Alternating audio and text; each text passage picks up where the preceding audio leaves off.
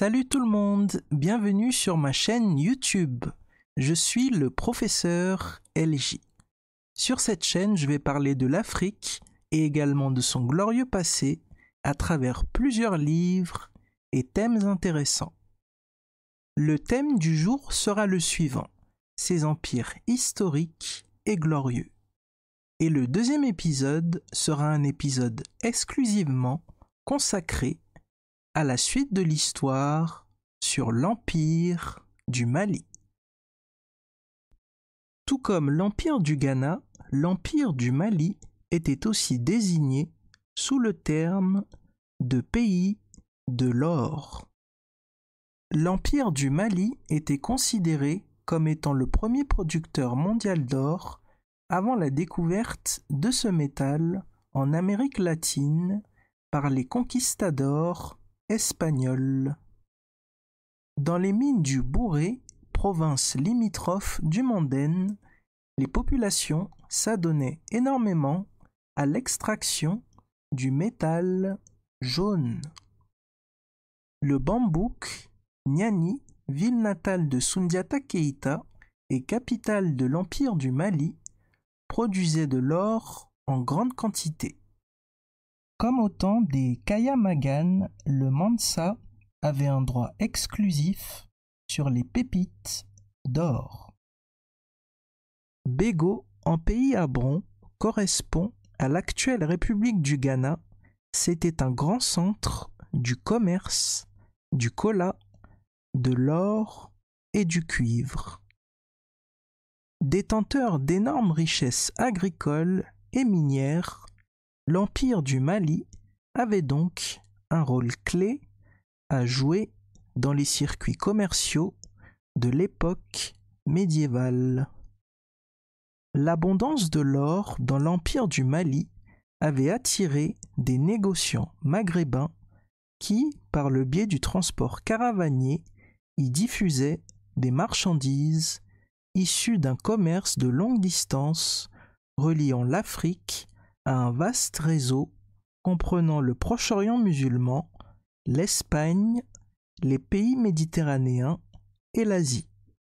Les Berbères faisaient pénétrer au cœur de l'Afrique brocarts et draperies de Lombardie.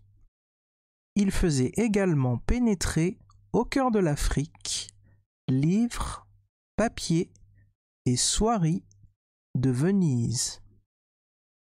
La clientèle du Soudan occidental se délestait facilement de pépites d'or pour de chatoyantes étoffes ou de capiteux parfums.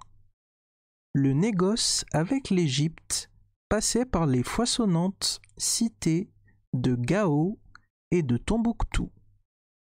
Place forte économique de 100 000 habitants, autant que centre de ralliement des chameliers du Sahara et des bateliers du Niger, la ville de Tombouctou représentait un point de convergence entre le désert, la savane et la forêt.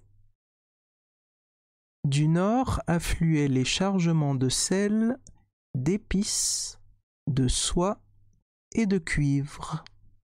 Le sel exploité à Tagaza était vendu par les Dioula dans toutes les régions de l'Empire du Mali.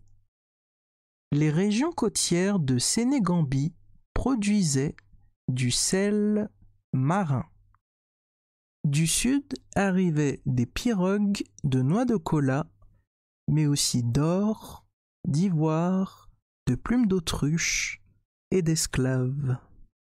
Chaque année, près de 12 000 chameaux étaient affectés au transport des échanges avec le Caire. Pour ce qui est du cuivre, Takeda en était le grand centre de production et de commercialisation. Il était façonné en tige, le métal était exporté vers le sud où les populations l'estimaient plus que l'or. Il est connu aujourd'hui que ce cuivre était non seulement vendu chez les Akans, mais aussi dans l'ère de la culture Bénin Ifé et dans celle de la culture Igbo-Ukwu. Le Mali tirait aussi des noix de cola dans les territoires situés au sud de l'Empire du Mali. Soundiata Keïta avait mis sur pied un gouvernement composé de ses lieutenants et fidèles compagnons. Dans sa conception de l'organisation politique, le Mansa est le chef du gouvernement. Tout part de lui, même s'il est entouré de hauts fonctionnaires et de dignitaires. En effet, l'Empire du Mali était divisé en provinces. En outre, l'empereur ne prend guère de décisions unilatérales. Il a pour obligation de consulter au préalable le Conseil des sages, composé de chefs militaires, de civils, de guides religieux et de chefs coutumiers. Le Conseil des sages, qui correspond au pouvoir législatif, avait la prérogative de prendre des initiatives politiques, économiques et culturelles favorables à la bonne marche de l'État. Cela démontre de facto l'importance de la gouvernance inclusive dans ce vaste empire médiéval ouest-africain. L'empereur tenait toujours son rôle de père du peuple. Aussi rendait-il la justice lui-même à travers des séances solennelles et se montrait très proche de ses sujets. En effet, il recevait et entendait lui-même les plaintes de ses sujets contre les gouverneurs des provinces. L'empereur était secondé par un ministre qui était désigné parmi le Conseil des Anciens. Celui-ci était responsable de contrôler les actions du gouvernement. Il avait plus ou moins le rôle d'un premier ministre dans l'Empire mandenne. Bref, l'organisation politique était claire et bien respectée. Elle avait été appliquée dans tous les royaumes ouest-africains qui dépendaient de l'Empire du Mali. Les héritages de cette organisation politique marquèrent longtemps la région ouest-africaine. Au Tekrour, une des provinces du Mali, en 1776, la révolution Torodo marque le début d'un pouvoir théocratique dans cette région de la moyenne vallée du fleuve Sénégal. La force de cette armée du Mali résidait dans le tempérament guerrier et le sens de la discipline des Mandinka. Une garnison était basée dans les principales villes de l'Empire telles que Walata, Gao, Tombouctou et Niani. L'autorité des Mansa était effective jusqu'à Tagaza, dans le désert de l'actuelle Mauritanie. L'aristocratie ou noblesse de Karkwa exerçait de préférence des fonctions militaires. Depuis Soundiata Keïta, la cavalerie était le corps d'élite. Les chevaux, pour l'essentiel, provenaient du Tekrour et du Jolof. Mais l'élevage des chevaux prospéra rapidement dans la vallée du Niger.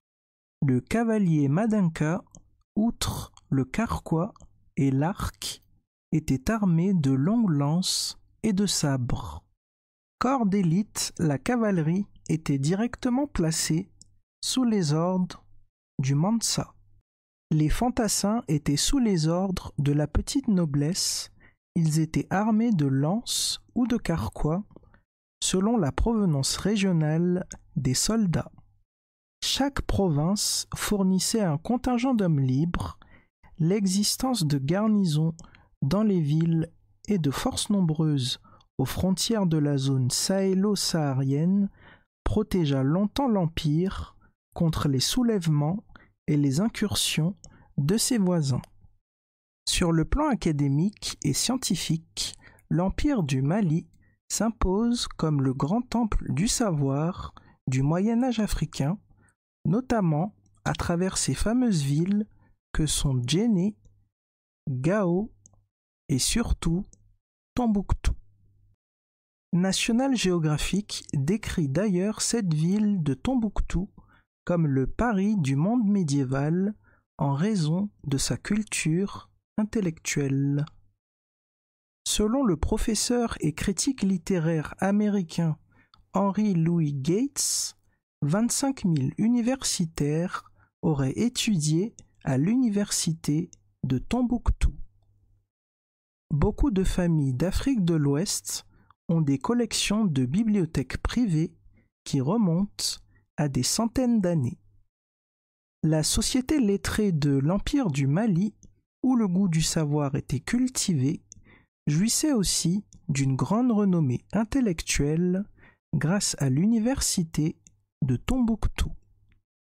Cette même université de Tombouctou forma plus de 25 000 étudiants et attira de nombreux savants, arabes et andalous, qui vinrent y dispenser des formations dans des disciplines aussi variées que la médecine, les sciences, le droit, la littérature et la théologie. Sur le plan de la production du savoir, Tombouctou est la région qui détient le plus de livres, soit près de 700 000 ouvrages écrits en mandingue et en peul. Leur contenu concerne les mathématiques, la médecine, la poésie et l'astronomie. Une collection de 1600 livres est considérée comme étant une petite bibliothèque pour un érudit de l'Afrique de l'Ouest au XVIe siècle. En cela, le professeur Ahmed Baba de Tombouctou annonçait avoir la plus petite bibliothèque parmi tous ses amis, ne disposant que de 1600 volumes. Au XVe siècle, à Tombouctou, les savants connaissaient la rotation des planètes, les détails de l'éclipse, données que l'Europe n'allait découvrir que 200 ans plus tard, à l'avènement de Galilée et de Copernic. L'historien Ivan van Sertima dévoile quant à lui la face cachée de l'histoire médiévale dans son livre intitulé They Came Before Columbus, en révélant la présence des Africains en Amérique précolombienne depuis 1311, soit 180 ans avant Christophe Colomb. L'historien certifie que l'empereur d'alors, Aboubakari II, avait lancé puis dirigé une expédition depuis les rives de la Sénégambie à l'aide d'une flotte de 2000 navires pour atterrir en Amérique. À cela s'ajoutent les témoignages émis par les autochtones des Amériques. Ceux-ci mentionnent les échanges commerciaux médiévaux qu'ils entretenaient jadis avec les Africains provenant de l'Empire du Mali. Kouroukan-Fouga est une plaine située non loin de Kangaba. C'est dans cet endroit qu'a été mise en place l'une des plus vieilles constitutions du monde, la Charte Mandé, également appelée la Charte du Kouroukan-Fouga. Elle est une preuve éloquente de l'importance de la tradition orale africaine. Pour revenir à la Charte Mandé, il faut rappeler qu'elle prônait la paix sociale dans la diversité, l'inviolabilité de toutes les personnes, l'éducation, l'intégrité de la patrie, la sécurité alimentaire, l'abolition de l'asservissement et de l'exploitation de l'homme par son semblable, ou encore la liberté d'expression. Par ailleurs, le respect de cette charte a permis aux successeurs de Soundiata Keïta d'hériter d'un État stable et bien organisé. En effet, Alpha Condé, Alassane Ouattara et beaucoup de présidents de l'Afrique contemporaine doivent apprendre de Soundiata Keïta qu'une constitution votée et rédigée est un contrat social, moral et juridique entre les gouvernants et les gouvernés. J'espère que vous avez appris de belles et de bonnes choses aujourd'hui sur l'Empire du Mali.